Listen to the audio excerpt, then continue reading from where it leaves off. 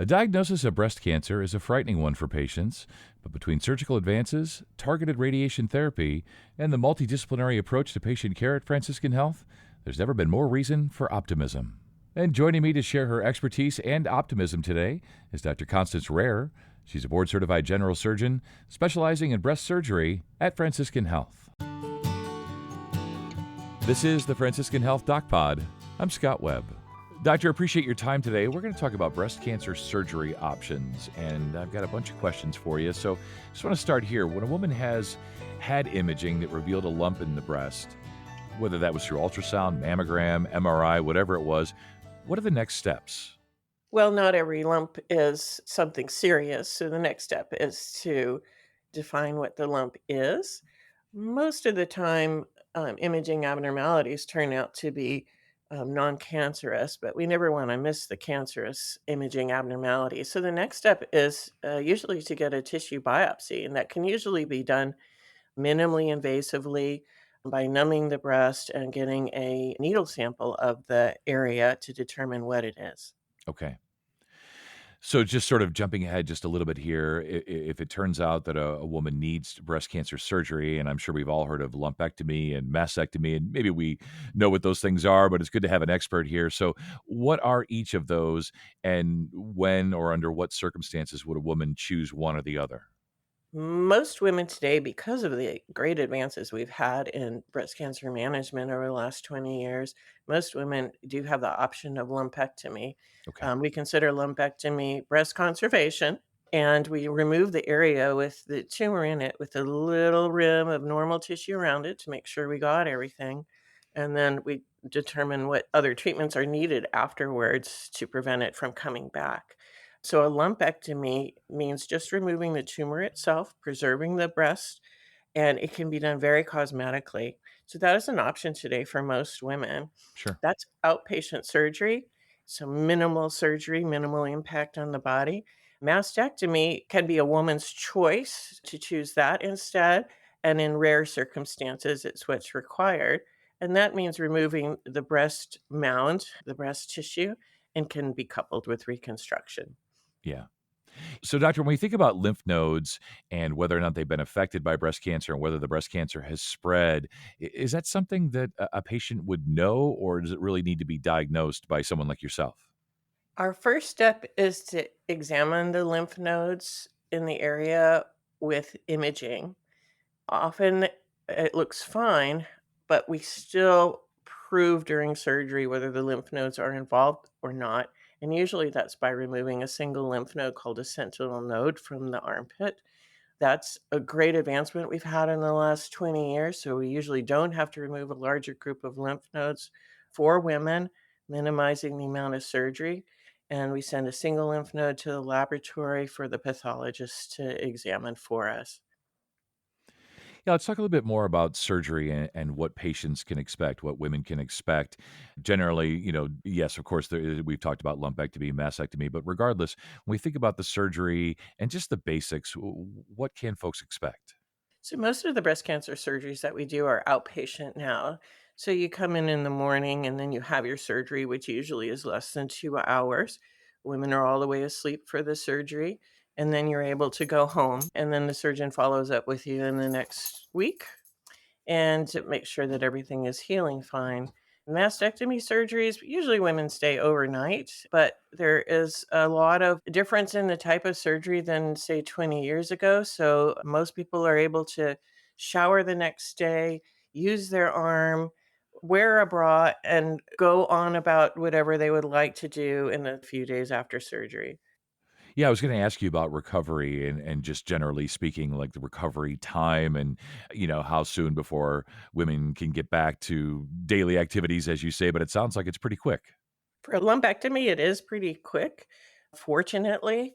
One of our goals is to try to minimize the impact on our lifestyle of the Yeah. management of the breast cancer and get people back to normal as soon as we can. And our ability to reduce the amount of surgery over the years has really been a powerful way to keep from interrupting people's lives and give them the best treatment possible. Right.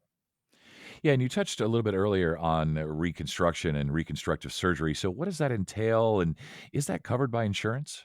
So, any reconstruction is covered by insurance. That's mandated by law. And a lot of people do have that worry, but all insurance companies have to cover the reconstruction. Depending on the type of reconstruction, I would usually couple with a plastic surgeon Okay. and we work together. The plastic surgeons that we have several options for reconstruction, so it's a full conversation beforehand, and it really depends on what the woman's choice is Hmm. for the type of reconstruction. There's so many different varieties, and so that really affords us the opportunity to customize our surgical management and the reconstruction to each woman individually.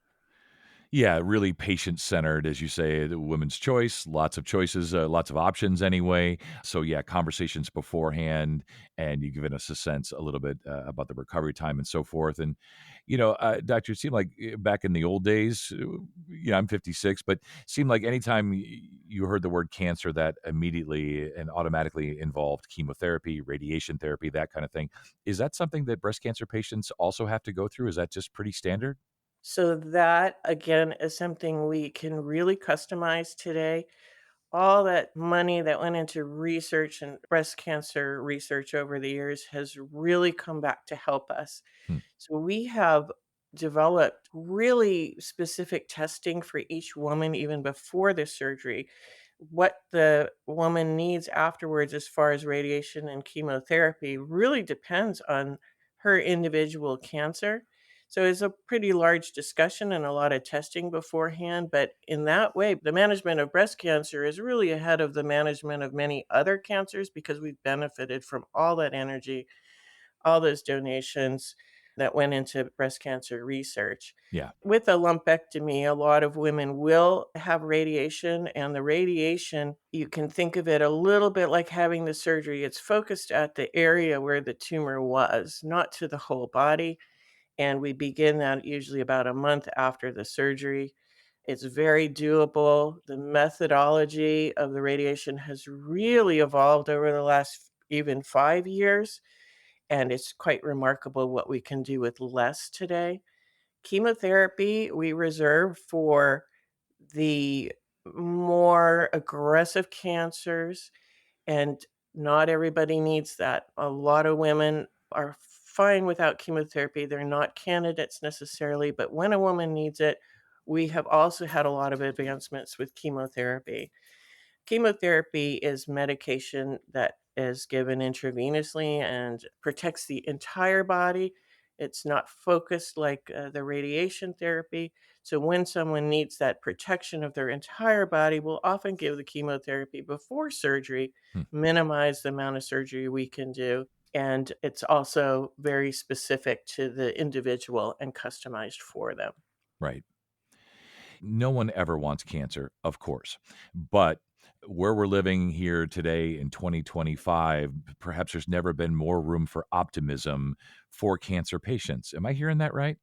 Oh, you definitely are. Even our statistics are changing as far as when we look at the staging is. Are we stage 1, 2, 3, 4 with our breast cancers?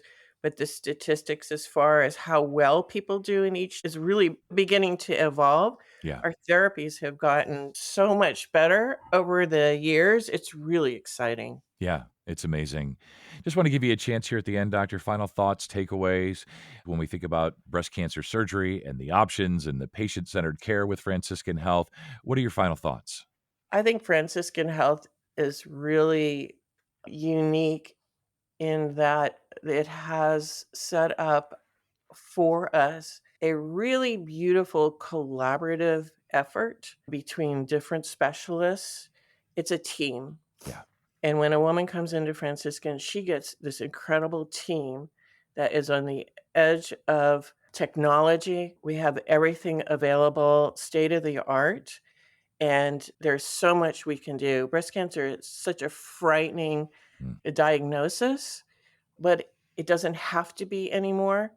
And I think Franciscan has really developed a nice venue for people to come and get their care. Yeah.